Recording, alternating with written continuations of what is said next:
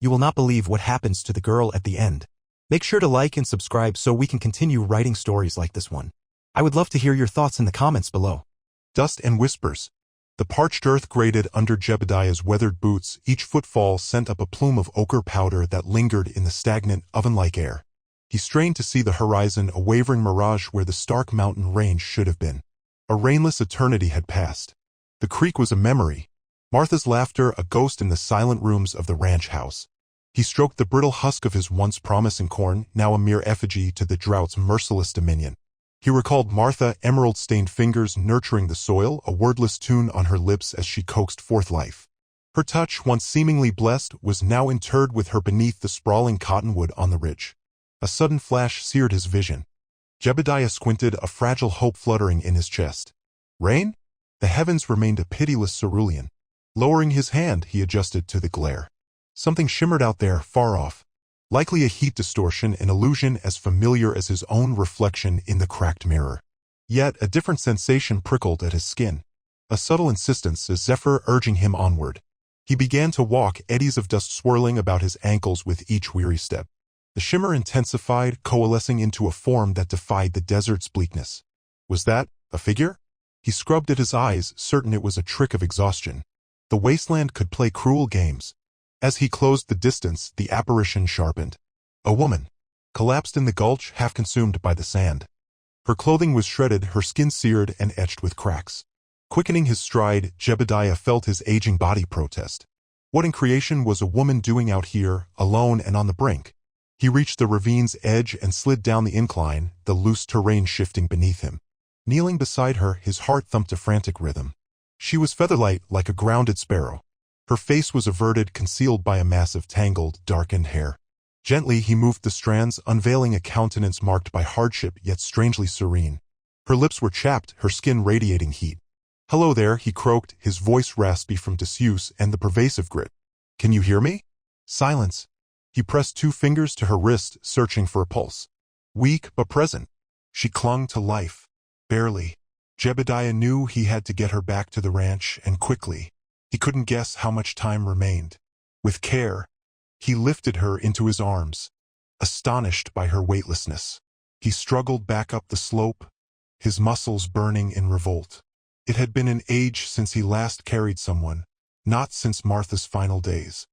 He placed her gently in the bed of his ancient pickup, draping her with a threadbare blanket he kept for emergencies. Settling into the driver's seat, his hands trembled on the wheel.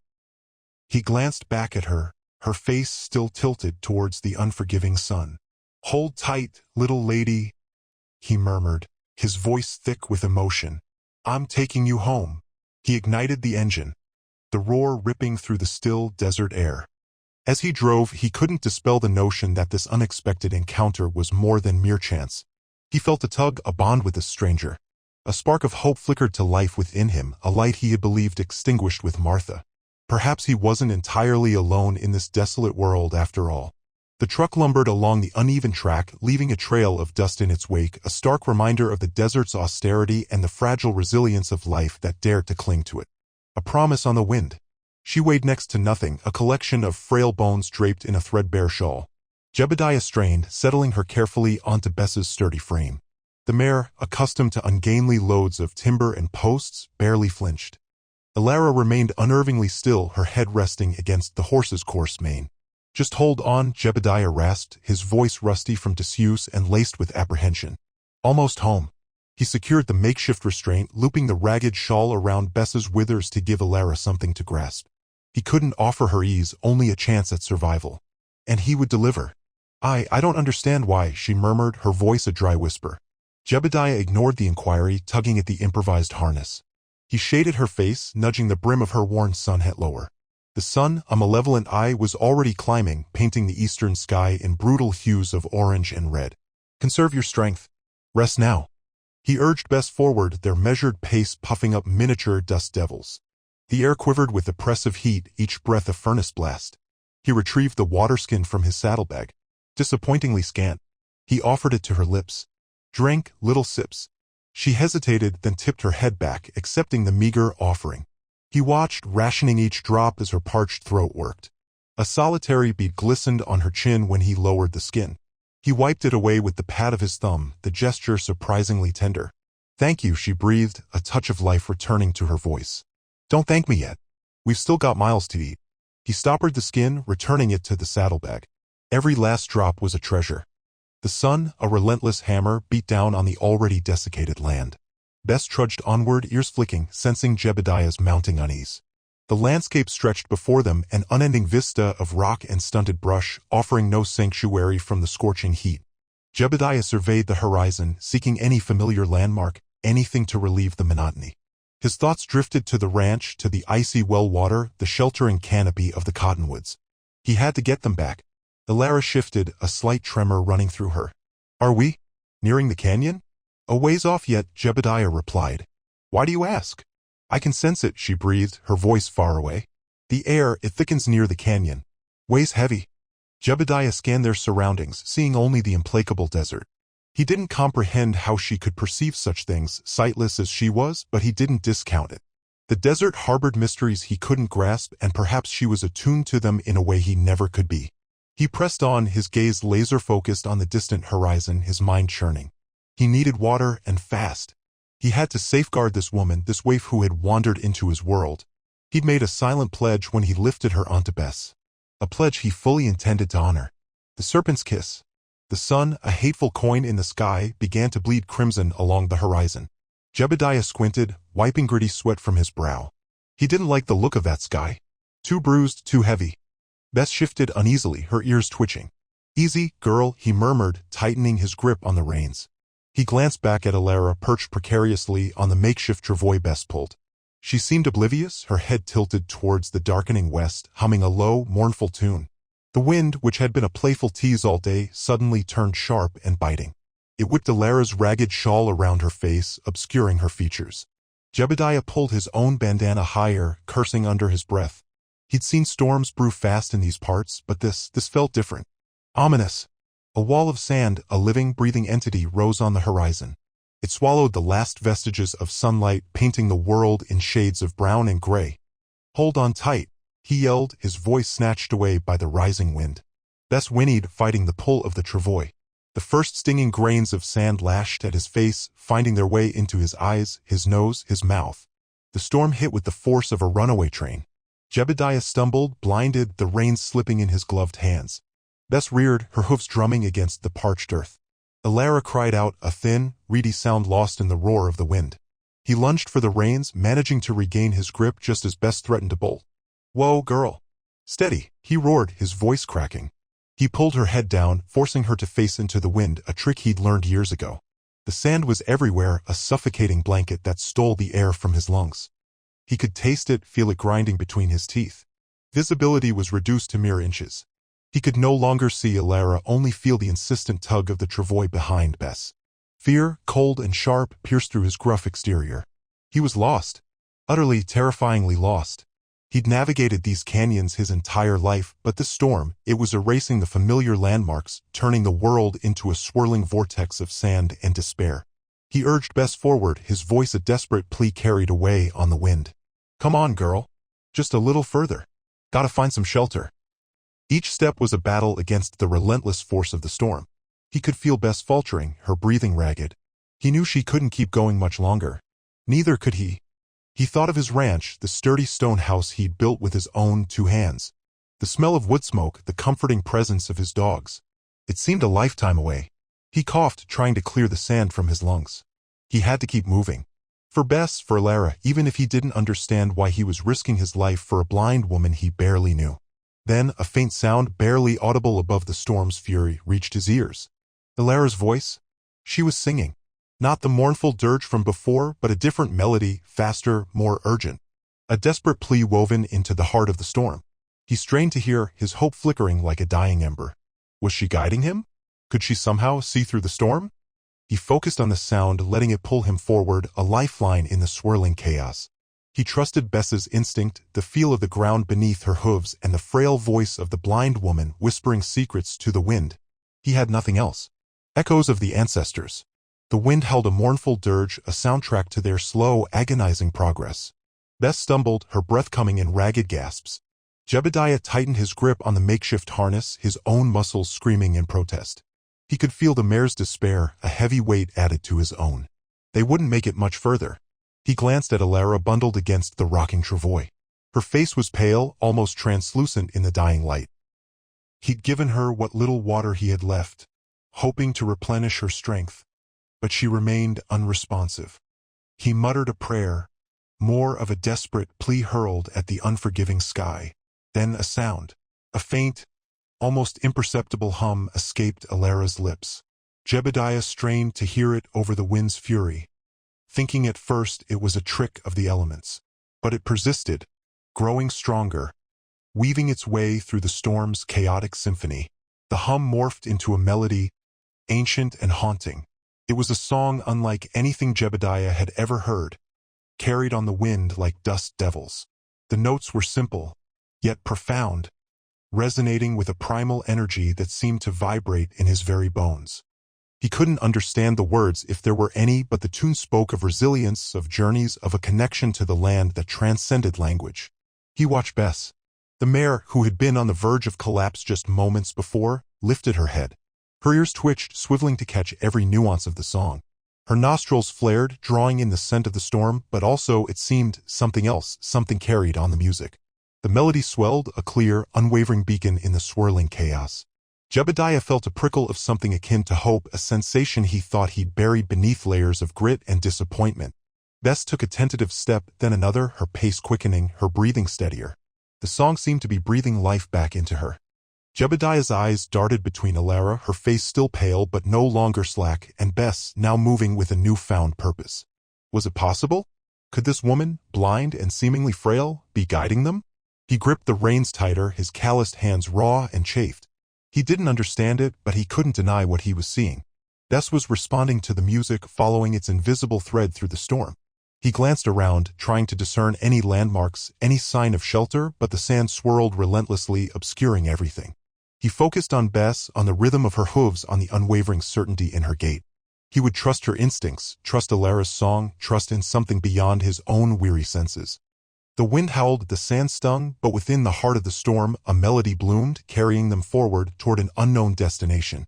He kept walking, the travois ground against the sand. He could trust no one other than Bess. He would find out more about his singing passenger. The song of the desert. The fire crackled, spitting defiance at the encroaching darkness.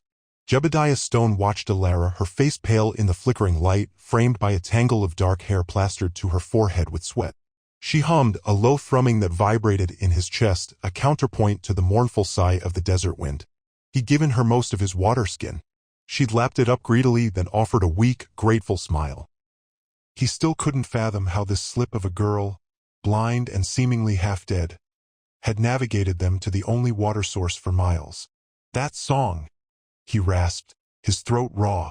It led us here? Alara nodded. Her eyes, milky and unfocused, turned towards the fire. It is a song of my people, passed down through generations. We are the whisperers of the sands. The song, it listens. Jebediah snorted, but kept the sound low, respectful of her fragile state.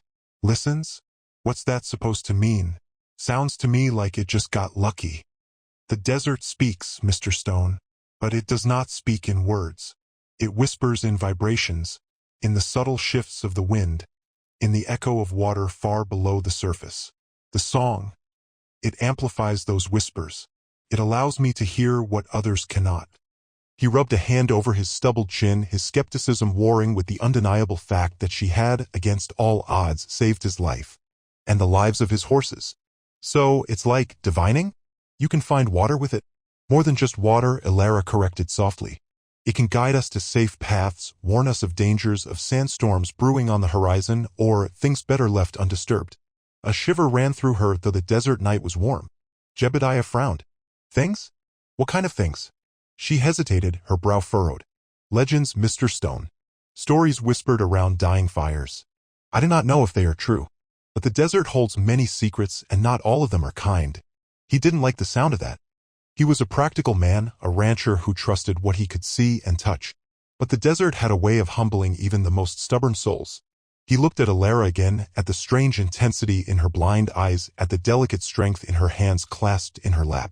Maybe there was more to this than he understood. So, the song, he said, choosing his words carefully. Can it lead us back to my ranch? To Oak Haven. Alara closed her eyes, her humming growing louder, more focused. The firelight danced on her face, highlighting the sharp angles of her cheekbones. The song swirled around them, a tangible presence in the desert air. After a long moment, she opened her eyes. It sees a path. A difficult one. The sands shift, the landmarks are gone. But there is a feeling of familiarity. Of home. It is faint, but it is there. Jebediah's heart leaped with a surge of hope, quickly tempered by doubt. Faint? What if it leads us into a canyon we can't get out of? Or worse, straight into the arms of those claim jumpers. I can only guide you, Mr. Stone, Alara said, her voice weary. I cannot guarantee your safety. The desert is a fickle mistress. But without the song, we are lost. He knew she was right. He could wander aimlessly, relying on his fading memories and a rapidly diminishing water supply, or he could trust this blind woman and her mysterious song. It was a gamble, a desperate one. But desperation, he realized, was the only currency he had left. All right, he said, his voice rough. Let's hear what the desert has to say. Canyons of doubt. The sun, a malevolent eye, glared down as they entered the canyon. Its sandstone walls, sculpted by millennia of wind and water, rose like jagged teeth, threatening to chew them whole. Jebediah cursed under his breath, swatting at a cloud of gnats that swarmed his face. The air hung thick and still, each breath a furnace blast. Alara's song, fainter than yesterday, drifted on the hot air, a fragile lifeline. He glanced at her. Her face, usually serene, was drawn with fatigue. Dust caked the corners of her mouth, and her lips were cracked and bleeding. Even Bess, usually bounding ahead, stayed close, nudging Alara's hand with her wet nose. Are you all right? Jebediah asked, his voice rough with concern. Alara managed a weak smile. The canyon. It muffles the song. It takes more strength to reach through. They pressed on, the narrow passage forcing them into single file. Thorns snagged at Jebediah's already tattered shirt, drawing blood. The canyon floor was littered with sharp rocks and treacherous scree. Bess, surprisingly, seemed to navigate it all with ease, her paws finding purchase where Jebediah struggled. How much further? He asked, the question laced with desperation. He felt the familiar sting of doubt, the creeping suspicion that this was all a fool's errand, a blind man following a blind woman into an inevitable grave. Alara didn't answer immediately. Her song faltered, then picked up again, a little stronger this time, as if fueled by his need. The path. It forks soon. The right leads to higher ground, but it is fraught with dangers. The left is quicker, but it holds shadows. Shadows? What kind of shadows? The kind that prey on hope. Jebediah scoffed. Hope? Lady, I haven't had any of that for days. He regretted the harshness in his voice as soon as the words left his mouth. Alara didn't flinch, but he saw a flicker of pain in her unseeing eyes. They reached the fork in the path. The right side was a steep, rocky incline, dotted with precarious ledges. The left was a darker, more inviting passage, its floor smooth and sandy, promising easier travel. But a palpable sense of unease emanated from its depths, a coldness that defied the desert heat. Bess whined, pawing at the ground in front of the left path, then looking back at Alara with worried eyes. Which way, Alara? I need to know, and I need to know now. Jebediah's voice was tight, his patience stretched to its breaking point. He felt the weight of responsibility crushing him. He'd promised to protect her, and he was failing. Alara's song ceased altogether. She swayed slightly, her hand gripping Bess's fur for support. I don't know. The song, it's gone silent. I can't hear the path anymore. Jebediah stared at her, a cold dread washing over him. Her silence was a death knell. He had placed all his faith, all his hope in her abilities, and now they were gone. Damn it all. He kicked a loose rock, sending it skittering down the left path. Damn you, damn the desert, damn everything. He sank to his knees, burying his face in his hands. He was lost. Utterly and completely lost. And he dragged her down with him. He was about to tell her it was over, that they should just sit and wait for the end, when he felt a nudge against his hand. Bess. The dog looked at him, her brown eyes filled with an unexpected intelligence. She nudged his hand again, then trotted a few steps towards the right path, the steep, dangerous one. She looked back at him, a silent plea in her gaze. Jebediah stared at the dog, then at the treacherous incline. He didn't understand. He'd always thought her just a simple ranch dog, but now. He looked back at Alara, her face pale and drawn, but her hand resting gently on Bess's head. "You trust her?" he asked Alara, his voice barely a whisper. Alara nodded slowly. "She feels the song even when I cannot. Trust her, Jebediah. She will guide you." He looked from Alara to the dog and back again. A sliver of something he hadn't felt in a long time flickered within him. Not hope exactly, but something akin to it. A desperate, fragile thread of possibility. He took a deep breath, the hot air stinging his lungs. "All right, Bess," he said, his voice gaining strength. "Let's see where you take us." The hermit's warning. The skeletal frame of Hemlock's dwelling rose from the heat shimmer like a fever dream. A haphazard collection of sun-bleached driftwood, discarded wagon wheels, and scavenged metal sheets formed a precarious lean-to against a towering mesa wall. Jebediah, his tongue thick with dust and worry etched into the lines around his eyes, dragged Alara towards it, Bess trotting wearily beside him. Alara swayed, her usual ethereal glow dimmed to a flickering ember. "Think anyone actually lives here?" Jebediah croaked, his voice raspy. Alara didn't respond, her head lolling. He felt a surge of panic. He hadn't noticed how frail she'd become until now, her small frame almost swallowed by her patched coat. Before he could knock, a voice, raspy as the desert wind, cut through the stillness. "Hold your water, stranger. I ain't deaf." An old man emerged from the shadows, his face a roadmap of wrinkles tanned to the color of ancient leather. His eyes, though, were sharp and knowing, like chips of obsidian. He leaned on a gnarled staff, his gaze settling on Alara with an unnerving intensity. Bess whined softly, pressing against Jebediah's leg. "She's weak," Jebediah said, stating the obvious. "Needs water, needs rest." Hemlock grunted. "The desert demands respect." "She been listening?" "Listening?" "She's blind, old man." Jebediah's patience, already thin, snapped. "She's been guiding me, that's what she's been doing." Hemlock ignored him, his gaze fixed on Alara. "The song, it falters. The desert whispers, but she ain't hearin'." He gestured with his staff towards a crude bench fashioned from a fallen log. "Sit her down. I got water, but it comes with a price."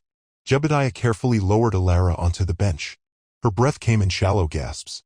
He glared at Hemlock. "What price?" Understanding, Hemlock said, his voice low. He retrieved a clay jug from inside the lean-to and offered it to Alara. "The desert ain't just sand and sun, boy. It's got a heart, a rhythm. Your woman, she hears it. Or she did." Alara took a small sip, her eyes fluttering open. "The path, it's gone quiet," she whispered, her voice barely audible. "The song, it's fading." Hemlock nodded, his expression grim. "The song always fades when the storm gathers. You feel it comin', boy?" The earth groans. The wind howls a different tune. Jebediah frowned. He felt only desperation and the gnawing fear of failure. "Storm? What storm are you talking about?" "The one that washes away the foolish and leaves the wise standin' tall," Hemlock said cryptically. "The desert tests those who cross her. She throws shadows where there ain't none, whispers lies in the wind. Listen close, boy. Listen to the land, not just her song. She'll guide you true if you learn her tongue." He paused, his gaze sweeping across the horizon. "And be wary of the dust devils that dance at noon. They carry more than sand these days." He spat on the ground. "More than sand?" Jebediah struggled to decipher the old man's riddles. "Dust devils? A coming storm?" It all sounded like the ravings of a sun-addled hermit. But looking at Alara, so weak and vulnerable, he knew he couldn't afford to dismiss anything. What do you mean?" he pressed. Hemlock stared at him, his eyes piercing. "Means you best be gone before the sand starts to sing a different tune. Means you best learn to trust your dog's nose and your own 2 feet. And means you ain't got much time." He turned back towards his lean-to, dismissing them with a wave of his hand. "The desert takes what she's owed. Don't let her claim you." Stone and song. Jebediah spat a curse, the word dissolving in the furnace blast of the canyon. Whirlwinds danced on the horizon, mirages of their desperation. He urged Alara deeper into the cleft. Bess's rasping breath, a constant reminder of their shared plight. They'd gambled on the dry riverbed, praying it would deliver them from the scorching wilderness. Then the mountain groaned. A subterranean tremor pulsed through Jebediah's feet. Before thought could turn to action, a cascade of boulders, monstrous in size, sealed their path, burying them in stinging gravel. Blast it all! He pounded the newly formed barrier, the stone searing his palm. Cornered. Again. Alara's face was gone. The desert was leeching her vitality, a slow, agonizing bleed. He felt the sting of his own mortality. "Alara," he croaked, his voice raspy. "Anything?" A negative shake of her head, beads of perspiration clinging to her brow. The song, it's a whisper, Jebediah. Barely audible. The land, it bristles with a dark mood. Anger was a luxury they couldn't afford. Water, escape, a miracle from the blind woman beside him, these were the currency of survival. He raked a hand through his thinning hair, a gesture of frayed hope. There has to be another way. He began scaling the precarious rockfall, scattering pebbles that rattled down, nearly striking Bess. A low whine escaped the dog, who nudged Alara's hand. Steady, girl, Jebediah wheezed, legs burning. He crested the slide, scanning the vista. Emptiness. A panorama of rock, baking sun, and soul-deepening despair. Defeated, he slid back down. Alara shifted, her lips cracked and raw. Jebediah, sing. Sing? What good will caterwauling do? He spat again, the grit acrid on his tongue. Please. Sing with me. The desert, it remembers those who treat it with respect. It answers calls when you need it most. It's a listening entity. He looked at her, at the raw entreaty in her sightless eyes, and something gave way within him. He didn't grasp the nuances of her enigmatic desert plains, but a hymn from his childhood surfaced. A melancholy melody of solace found in desolation. He began to hum, the sound rusty and uncertain. Alara joined in, her voice fragile but resonant. Initially, it was a jarring discord, two voices fumbling for harmony. But as they sang, something yielded. The air felt heavier, the oppressive heat momentarily subdued. Alara's tune morphed, gaining urgency, turning into a lament. A song of sorrow, yearning, and stark necessity. Jebediah matched her tone, his voice weaving with hers, the hymn transforming into something primeval and visceral. As the final note ebbed, a faint gurgle drifted to their ears. Jebediah stilled, his heart leaping. He scanned his surroundings in disbelief. Alara pointed, her hand trembling, toward a slender crevice in the canyon wall masked by sun-scorched brush. He thrust aside the brittle vegetation, revealing a fissure just wide enough to squeeze through. Water trickled forth, pooling in a small, muddy basin. Sweet Mary, Jebediah breathed, relief flooding him. He guided Alara to the seep, and she knelt, burying her face in the damp earth, drinking deeply. Thus gulped at the water, her tail thumping weakly. Jebediah followed suit, the cool liquid a benediction on his scorched throat. It was meager but sufficient. Sufficient to endure another cycle of sun and heat. Sufficient to nurture a fragile ember of optimism. He looked at Alara, her face smeared with dust and sweat, but her eyes alight with a spark he hadn't witnessed in days. Thank you, he rasped, emotion choking his voice. She offered a wan smile. The desert, it is a sentient being, Jebediah. We must endeavor to hear its whispers. He understood then that their deliverance hinged on more than mere sustenance and refuge. It rested on the song, on Alara's uncanny connection to this pitiless domain. And he, a humble rancher, was now tethered to that song for whatever fortunes or calamities it might bring. Homecoming. The tempest, which had arrived with savage abruptness, began to yield. The gale's vicious edge softened to a drawn-out moan, the abrasive sand settled, and the smothering gloom grudgingly retreated before the nascent dawn. Jebediah, skin chapped and stinging, squinted at the weak light, his supporting arm throbbing. Nearly there, Alara breathed, her voice a frayed string. Yet, miraculously, her melody had evolved. Still delicate and wavering, it held a newfound conviction, an unwavering quality that pierced the lingering shadows. Sight unseen, he trusted the sound. He lurched onward, Bess a heavy weight, Alara's song a spectral cord tugging him forward. The freshening air carried the elusive fragrance of moist earth, a scent he'd been starved of for what felt like forever. Then it materialized. A hazy blur on the horizon, scarcely discernible against the lightening sky. His ranch buildings, clustered like frightened sheep seeking shelter from the immensity of the open space. A sob, thick with emotion, escaped him, swallowed by the wind. He stumbled, catching himself as Alara's song swelled, a brief wave of hope that righted him. He fought on, his legs screaming their rebellion, lungs aching with each shallow gasp. Proximity amplified reality. The beloved silhouette of the barn, the haphazard fence, the wind pump, dormant for months, a stoic guardian against the approaching day. A wisp of smoke, thin yet unmistakable, spiraled from the chimney, evidence of occupation. Someone was alive. Adrenaline and surging relief propelled him faster. He dared not fully embrace optimism. The desert had claimed too much for him to be complacent. At last, they reached the perimeter fence. The gate, usually free-swinging, was stubbornly fixed, secured by a crude twist of wire. Jebediah's clumsy fingers fumbled with the makeshift latch. Jebediah? A fragile but familiar voice drifted out. Martha, his neighbor, her face a canvas of worry, emerged from the house, shielding her eyes. "Martha!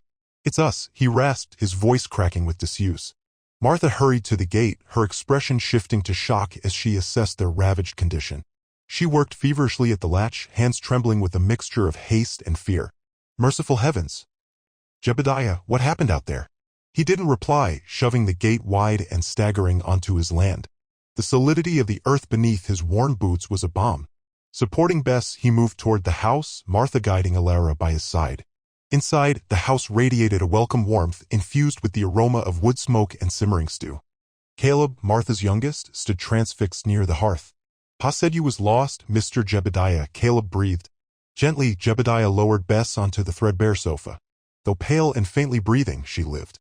Kneeling beside her, he tenderly brushed a stray lock from her brow. Martha settled Alara in a chair, pressing a steaming cup of broth into her hands. Alara accepted it with trembling fingers, her unseeing gaze fixed on some distant vista. The song, now a faint echo, softened to a murmur. "We found water," Jebediah said, his voice raw. "Alara, let us to it." Martha stared, disbelief wrestling with dawning comprehension. "Water? But the well." "The well is barren," Jebediah interrupted. "But Alara knew somehow. She brought us back." He regarded Alara, his heart overflowing with unspeakable gratitude. This woman, blind and seemingly frail, had navigated them through desolation, had brought them home.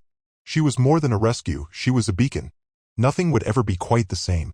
The desert had remodeled him, stripped away pretense, revealed life's precarious dance and the unwavering strength of hope.